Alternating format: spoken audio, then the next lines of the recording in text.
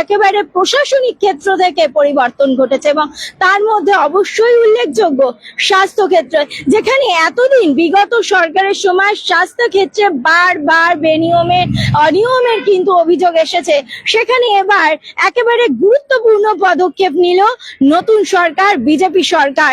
রাজ্যে কিন্তু আজ থেকে শুরু হলো যে টিকাকরণ সার্ভাইকাল ক্যান্সার, যে একেবারে আপনারা জানেন যে অত্যন্ত গুরুত্বপূর্ণ, মহিলারা বিশেষত কিন্তু এই যে সার্ভাইকাল ক্যান্সার বা জরায়ু ক্যান্সারে প্রতিনিয়ত আক্রান্ত হচ্ছে, সেক্ষেত্রে কিন্তু বিনামূল্যে টিকা পাওয়ার এতদিন তাদের কাছে কোনো কিন্তু পথ ছিল না। আর আজকের পর থেকে সেই কর্মসূচি কিন্তু শুরু হলো রাজ্যে, এবং এই বিষয়ে আমরা কথা বলবো রাজ্যের বিজেপি মুখপাত্র অফিলিয়া সিনহার সঙ্গে।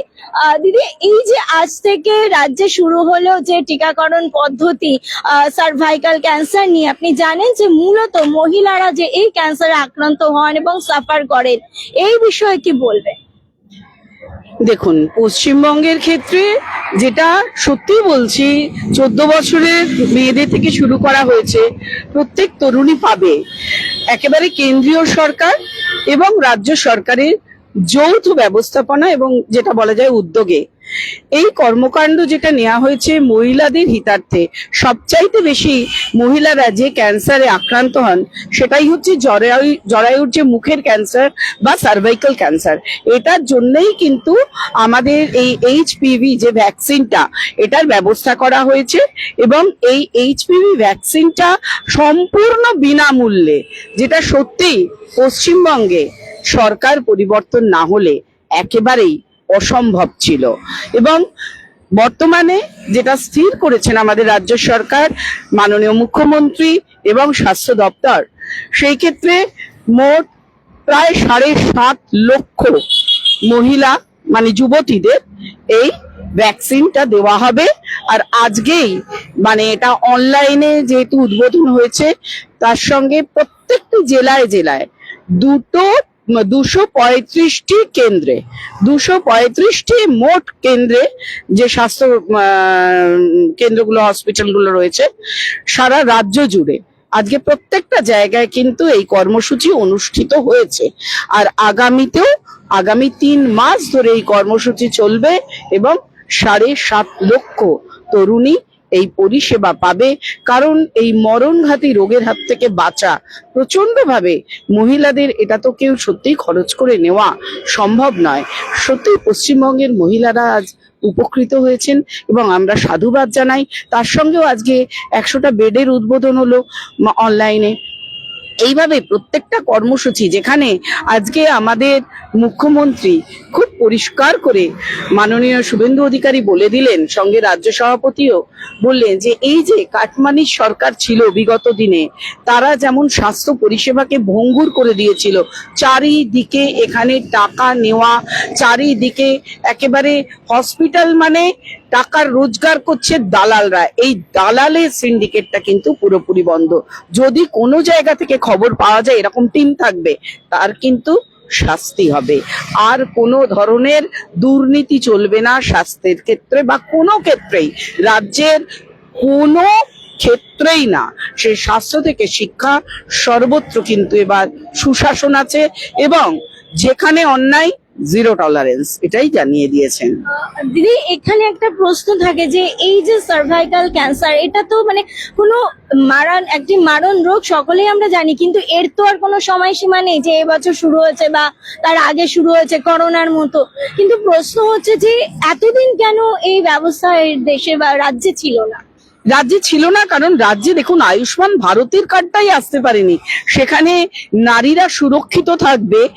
আর বিগত মুখ্যমন্ত্রী মমতা বন্দ্যোপাধ্যায় মেনে নেবে যে মোদিজির এত বড় প্রকল্প নারীদের জন্য, যে ভ্যাকসিনেশন ক্যান্সারের জন্য, তো সেটা তো সে মানতে পারে না। পশ্চিমবঙ্গে কোনো জনদরদি যে প্রকল্পগুলো, জনকল্যাণকারী, জনহিতকারী কেন্দ্রের যে প্রকল্প, একটিকেও তিনি প্রবেশ করতে দেননি।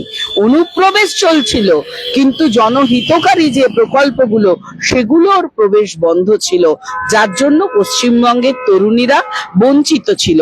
তারা প্রায় প্রতিনিয়তই, নারীরা এই রোগটায় আক্রান্ত হয় এবং প্রাণঘাতী রোগ। এখানে ভ্যাকসিনটাই আমাদের বাঁচাতে পারে। তাই নারী হয়ে বলবো, তিনিও নারী মুখ্যমন্ত্রী ছিলেন, প্রাক্তন মুখ্যমন্ত্রী, কিন্তু নারীদের সঙ্গে এক কথায় তিনি অবিচার করে গেছেন, অন্যায় করে গেছেন। আর এখন তাই আয়ুষ্মান ভারত থেকে শুরু করে আমাদের সার্ভাইকাল ক্যান্সারের টিকাকরণ এবং স্বাস্থ্যের ক্ষেত্রে যা যা পরিষেবা পাওয়া যায়, কেন্দ্র এবং স্বাস্থ্য উভয়ে মিলে সেই পরিষেবা প্রদান করবে জনগণকে। আজ আমাদের মাননীয় মুখ্যমন্ত্রী শ্রী শুভেন্দু অধিকারী মহাশয় আরেকটি বিষয় বলে দিয়েছেন যে এটা কিন্তু যে শাসন চলছে for the people, by the people, of the people, এর বাইরে আর কিছু নেই। অতএব সেই পথেই আমাদের সরকার চলবে। আগে তৃণমূল দল চালাতো সরকার, সরকার নিরপেক্ষ ছিল না, তাই এখন নিরপেক্ষতার সঙ্গে সরকার সার্বিক উন্নয়ন করবে সমগ্র পশ্চিমবঙ্গবাসী। দিদি, বেশ কিছু সালটা 2026 হলেও এখনো পর্যন্ত কিন্তু দেখা যায় যে মহিলারা বিশেষত এই ধরনের যে সমস্যাগুলো, সেই সমস্যাগুলোতে সরাসরি চিকিৎসকের পরামর্শ নিতে তারা বেশিরভাগ ক্ষেত্রে লজ্জা পান বা আলোচনা করতেও লজ্জা পান। তো বিশেষত যেগুলো গ্রামাঞ্চলের দিকে আছে, তো আপনাদের পার্টির তরফ থেকে বা সরকারের তরফ থেকে যে মহিলাদের সচেতন করার যে প্রয়াস, এর নিয়ে কি কোনো পদক্ষেপ নেওয়া হবে? অবশ্যই অ্যাওয়ারনেস প্রোগ্রাম সবসময় হবেই। এই প্রোগ্রাম চলছে, যে নারী কল্যাণ যে দপ্তর রয়েছে তারা করছে এবং আমাদের পক্ষ থেকেও থাকবে।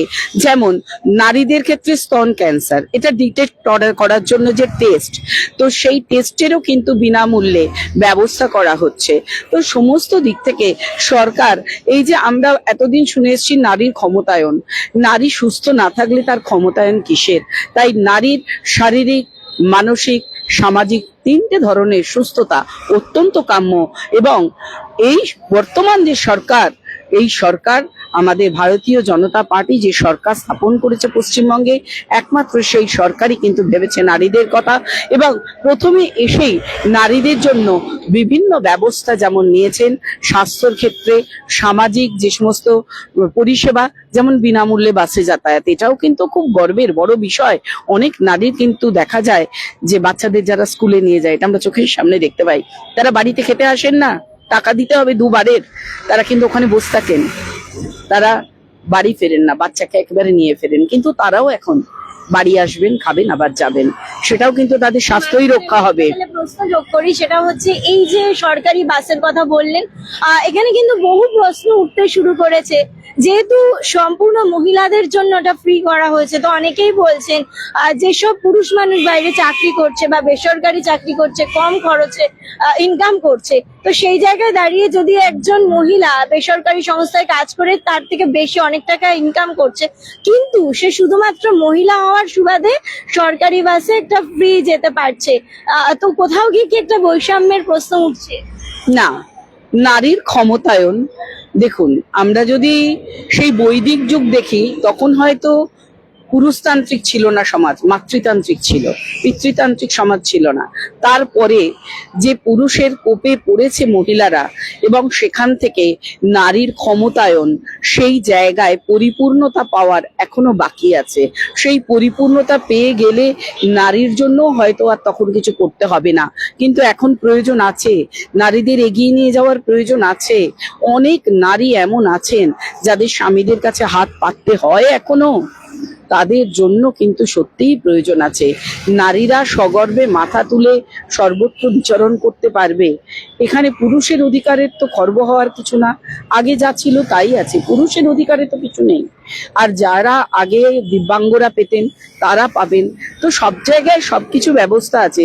স্কুলে স্টুডেন্টদের যে কনসেশন আগে ছিল, সেগুলো যেখানে যেরকম ট্রেনে বা যেমন সব পরিষেবাই থাকছে। নারীদের ক্ষেত্রে একটা উপরি পাওনা বলতে পারেন, অন্যান্য বেশ কিছু স্টেটেও আছে। তো সেই জায়গাগুলো দেখে যে নারীরা এগিয়ে যাক, এখানে পুরুষদের মনে হয় না সমালোচনা করা খুব একটা সমীচীন ব্যাপার। নারীরা তাদের নিজেদের অধিকার নিয়ে এগিয়ে যাবে, এটাই তো কাম্য, তাই না? নারীর অধিকারের প্রশ্ন আসে এবং সেখানে অবশ্যই অন্নপূর্ণা ভান্ডারের কথা উঠে আসে।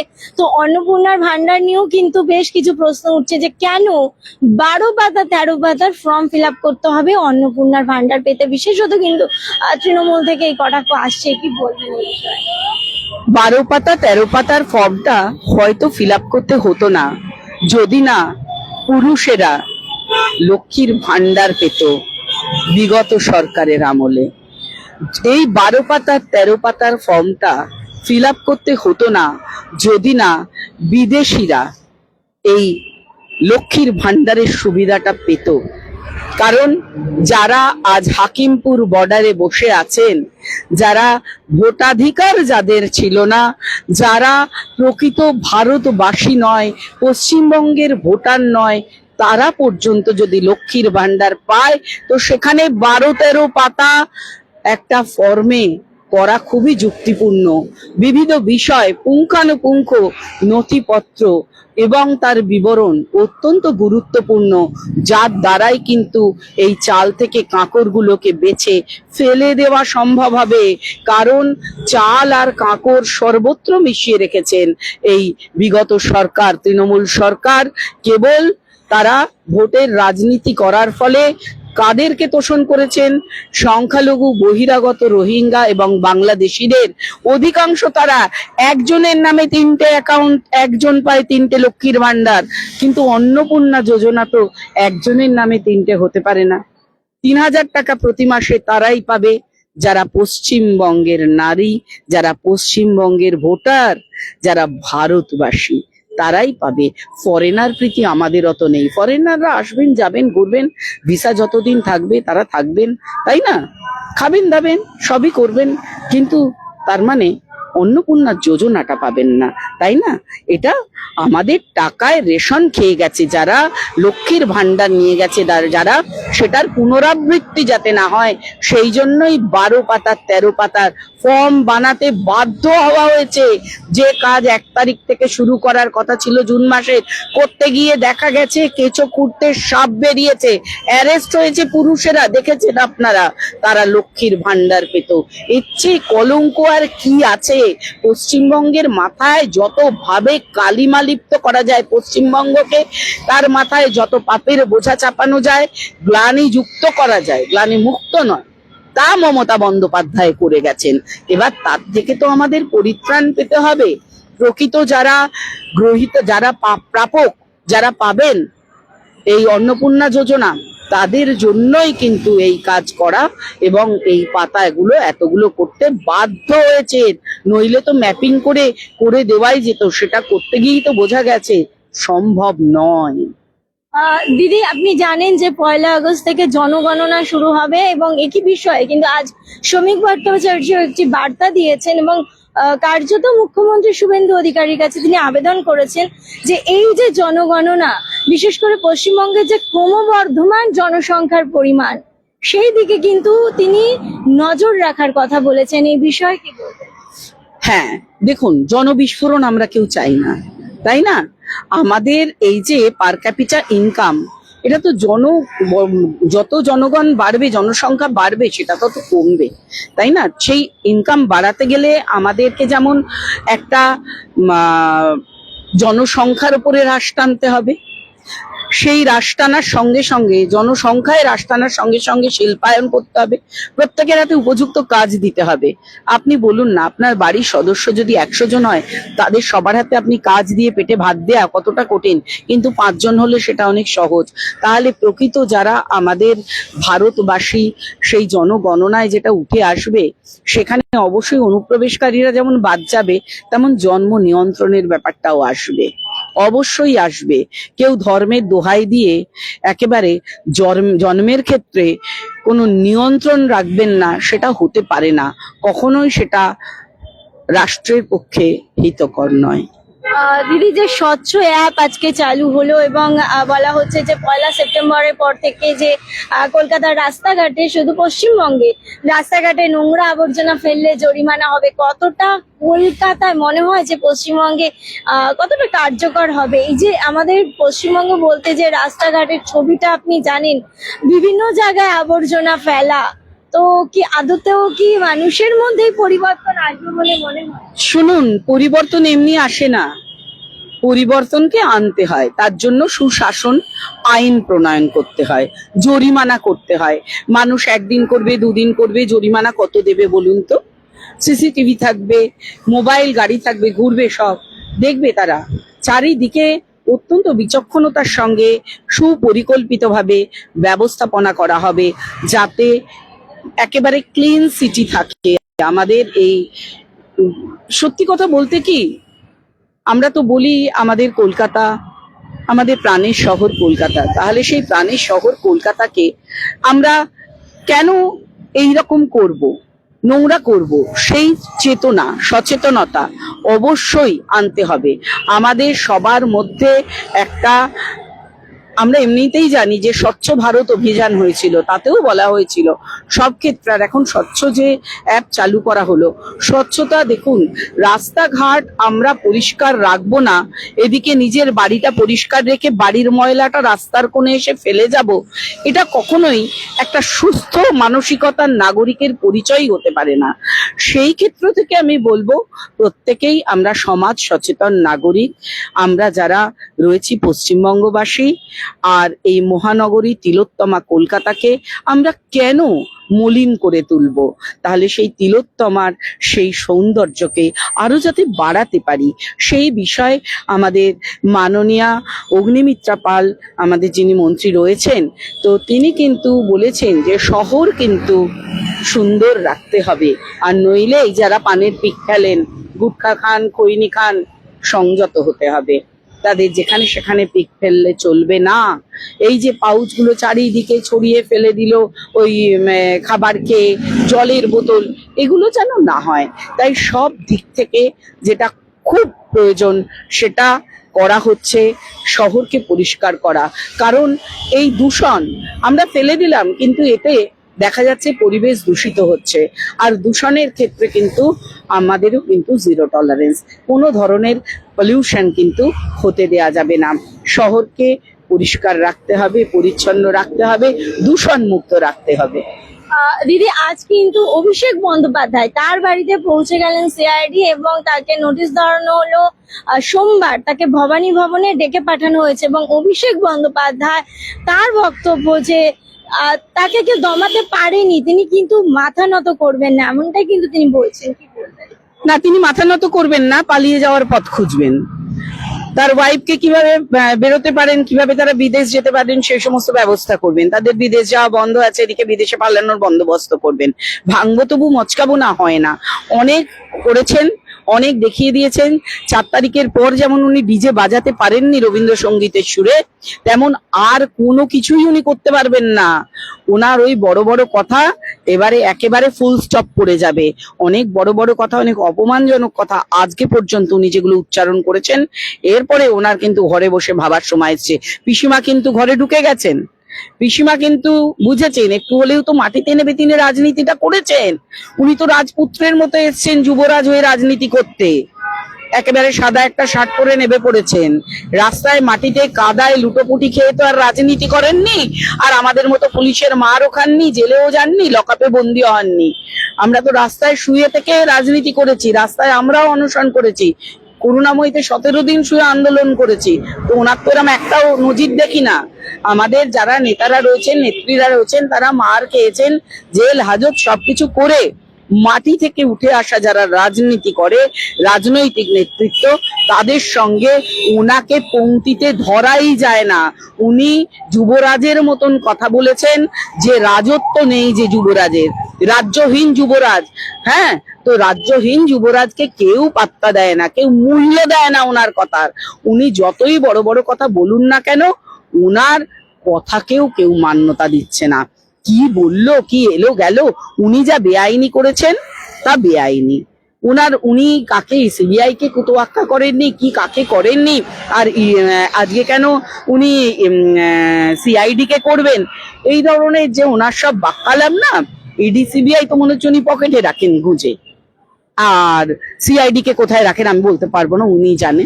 তবে ওনার এই যে কথাবার্তার এক ঔদ্ধত্য এখনো দেখা যাচ্ছে, এটারও ফল ওনাকে পেতে হবে।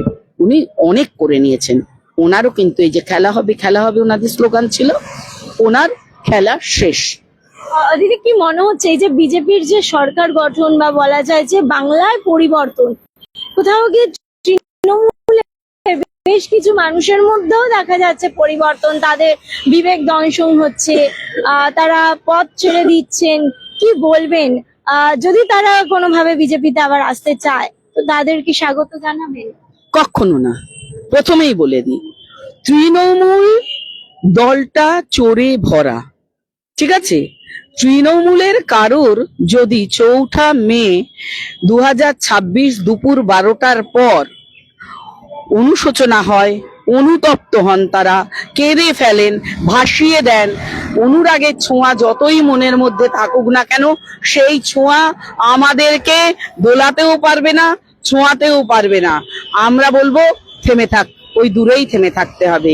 ওনারা গিরগিটির মতো যদি এখন রং পাল্টাতে চান, তৃণমূলের এখন বহু দোষ, বহু নেতা দেখতে পাচ্ছেন যা এতদিন দেখতে পাননি, কিন্তু এখন বেশ বড় বড় খোলা চোখে অনেক বড় বড় কথা বলছেন, কেন এটা হয়নি, কেন ওটা হয়নি, এই তো করা যেত, ওইটা করা যেত। এতদিন কোথায় ছিল? আজ দল ক্ষমতায় নেই তৃণমূল, তাই আজ সব দলের দেখুন তো ওদের কি অবস্থা, সব পদ ছেড়ে দিচ্ছে। আগে এই পদগুলো এনারা কিনতেন টাকা দিয়ে, তখন ছিল সম্পদ, আর এই পদগুলো এখন ওনাদের কাছে আপদ বিপদ। কারণ এই পদে বসে বসে যত কাটমানি, যত ঘুষ, যত দুরাচার, যত অনিয়ম, মানুষকে লুট করে গেছেন তারা। তাই এখন পরিত্রাণ চাইছেন পদগুলো ছেড়ে দিয়ে। ওসব হবে না, সব মানুষ লিখে রেখেছে, আমরাও সব দেখে রেখেছি। তাই ওই যাদের মনে মনে পদ্ম ফুটছে, ঘাস ফুল সব শুকিয়ে ঝরে যাচ্ছে, সেই পদ্ম ফুল বোধহয় সঠিক উত্তাপ বাতাবরণ এবং সূর্যালোক পেয়ে প্রস্ফুটিত আর হতে পারবে না। ওটা ওই বিকেলে ভোরের ফুলের মতনও দেখা যাবে না। দিদি আপনি একজন শিক্ষিকা এবং এই মুহূর্তে আপনি জানেন যে সুপ্রিম নির্দেশ অনুযায়ী দেশের প্রত্যেক প্রাথমিক শিক্ষককে টেট উত্তীর্ণ হতে হবে, এবং আপনি জানেন এখনো পর্যন্ত পশ্চিমবঙ্গে বহু মানুষ আছেন যারা চাকরি প্রার্থী, প্রাথমিকের টেটের পরীক্ষা দিয়েছেন, উত্তীর্ণ হয়েছেন, কিন্তু এখনো পর্যন্ত ইন্টারভিউ এর ডাক পাননি। তো সেই জায়গায় দাঁড়িয়ে আপনি কি বলবেন, এই যে সুপ্রিম নির্দেশ পশ্চিমবঙ্গের সেই শিক্ষক যারা চাকরি প্রার্থী এখনো পর্যন্ত ইন্টারভিউর আশায় বসে আছেন, তাদের জন্য কতটা ফলপ্রসূ হলো, বা পশ্চিমবঙ্গের যারা শিক্ষকতা করছেন তাদের জন্য কতটা ফলপ্রসূ? দেখুন, মাধ্যমিকের ক্ষেত্রে, প্রাথমিকের ক্ষেত্রে বলা হয়েছে, মাধ্যমিকের ক্ষেত্রে না, প্রাথমিকের ক্ষেত্রে একেবারে বলা হয়েছে টেট কম্পালসারি। এবার দেখা গেছে 2016-র পর আমাদের এখানে এসএসসি হয়নি, ঠিক আছে? তো এইবার যে টেটের কথা বলা হয়েছে, যে টেট ম্যান্ডেটরি করা হয়েছে, সেই ক্ষেত্রে বহু জন আছেন যারা শিক্ষকতা করছেন না কিন্তু টেট উত্তীর্ণ, তারা পরীক্ষায় বসেছেন, তাদের ইন্টারভিউ হয়নি, অনেকের অনেকভাবে তারা আটকে রয়েছেন। আমাদের ক্ষেত্রে চাকরির ক্ষেত্রে যে এজ রিল্যাক্সেশন দেওয়া হয়েছে 5 ইয়ার্স, সেখানেও তারা সুযোগ পাবেন, এবং টেট যখন পাশ করা রয়েছে সেক্ষেত্রেও হয়তো তারা কিছুটা সুযোগের ভাগিদার হবেন। আর যাদের এখনো টেট নেই, তাদের কিন্তু প্রাথমিকে যারা চাকরি করছেন তাদের অবশ্যই টেটে বসতে হবে এবং টেট উত্তীর্ণ হতে হবে। দিদি আমরা শেষ প্রশ্নে আসছি, যেহেতু সার্ভাইকাল ক্যান্সার দিয়ে শুরু করেছিলাম, তো আরেকবার আপনাকে সেই বিষয়ে জিজ্ঞেস করব যে এই যে সার্ভাইকাল ক্যান্সার, সাধারণ যে মহিলারা যারা আছেন তাদের সচেতনতা বৃদ্ধিতে আপনি সাধারণ মানুষের উদ্দেশ্যে কি বার্তা দেবেন? আমি সবাইকে বলবো, বিশেষত মায়েদের, বাচ্চারা তো অত বুঝবে না, 14-15 বছরের মেয়েরা, মায়েদেরকে বলবো আপনারা সচেতন হন, আপনারা আপনাদের মেয়েদের ভবিষ্যৎকে রোগ মুক্ত রাখুন, ভবিষ্যৎ জীবন যেন তাদের সুস্থ থাকে, তারা যাতে সুস্থভাবে ক্যান্সারে, সার্ভাইকাল ক্যান্সারের হাত থেকে বাঁচতে পারে, সেই দিকে আপনারা সজাগ থাকুন। আপনারা সাথে করে মেয়েদের নিয়ে যান, 3 মাস সময় আছে, তার মধ্যে সম্পূর্ণ বিনামূল্যে এই টিকাকরণ অবশ্যই এইচপিভি টিকাকরণ করিয়ে নিন, কারণ এটা সব তরুণীদের জন্য আমি বলবো অত্যাবশ্যক। কারণ এই রোগ একটা না একটা সময় মারণ রোগ। বেশিরভাগ ক্ষেত্রে মহিলাদের যে ক্যান্সার গুলো হয় তার মধ্যে সর্বাধিক এটাই হয়, যেটা জরায়ুর মুখের ক্যান্সার। তাই এর থেকে মায়েদের থেকে ভালো মেয়েদেরকে বুঝবে আর কেউ না। তাই মায়েদের সচেতন হতে বলবো। ছোট ছোট মেয়ে, তারা ফুলের মতো, তাদের জীবনকে সুরক্ষিত করবে তাদের মায়েরা। অনেক ধন্যবাদ দিদি আপনাকে। আমরা কথা বললাম বিজেপি মুখপাত্র ওফেলিয়া সিনহার সঙ্গে। আপনাদের আরো একবার জানাই যে আজ থেকে কিন্তু রাজ্যে শুরু হলো সম্পূর্ণ বিনামূল্যে সার্ভাইকাল ক্যান্সারের টিকাকরণ। গত 28শে ফেব্রুয়ারি একেবারে রাজস্থানের আজমেরে কিন্তু এই ক্যান্সারের টিকাকরণের জাতীয়ভাবে কিন্তু উদ্বোধন করেন প্রধানমন্ত্রী, এবং এবার সেই টিকাকরণ কিন্তু শুরু হলো রাজ্যে। এবং আপনারা সকলেই জানেন যে এই যে সার্ভাইকাল ক্যান্সার, এই ক্যান্সারে কিন্তু যেভাবে মহিলারা আক্রান্ত হন এবং সাফার করেন, কার্যত এই ট্রিটমেন্ট কিন্তু, এই চিকিৎসা কিন্তু প্রচুর পরিমাণে যা কিন্তু সুলভ নয়, সহজে সাধারণ মানুষের কিন্তু সাধ্যের মধ্যে নয়, যথেষ্ট ব্যয় সাপেক্ষ। সেই চিকিৎসা কিন্তু এবার যেহেতু বলা হচ্ছে যে এই টিকা পেলে কিন্তু সাধারণভাবে মহিলাদের এই যে ক্যান্সার, এই ক্যান্সারে আক্রান্ত হওয়ার পথে অনেকটাই কিন্তু যে বাধা সৃষ্টি হয়, বলা যায় প্রতিরোধ ক্ষমতা কিন্তু তৈরি হবে। এবং সেই লক্ষ্যে যাতে সমাজের প্রতিটি মহিলা, প্রতিটি নারী সুস্থ থাকে, সেই কারণে কিন্তু এই সার্ভাইকাল ক্যান্সারের প্রতিষেধক হিসেবে এই ভ্যাকসিন দেওয়া হচ্ছে। এবং একই সঙ্গে এই মুহূর্তে রাজ্যের যে পরিস্থিতি, একদিকে শিক্ষা যেমন রয়েছে তেমনই রয়েছে দুর্নীতির অভিযোগ, এবং সেই জায়গায় দাঁড়িয়ে কিন্তু কড়া নজর রাখছে রাজ্যের নতুন সরকার, বিজেপি সরকার। এমনটাই কিন্তু বার্তা দিচ্ছেন রাজ্যের বিজেপি মুখপাত্র ওফেলিয়া সিনহা। ক্যামেরায় শিব সুন্দরের সঙ্গে মধুমিতা সরকার, রিপোর্ট জজবাত 24।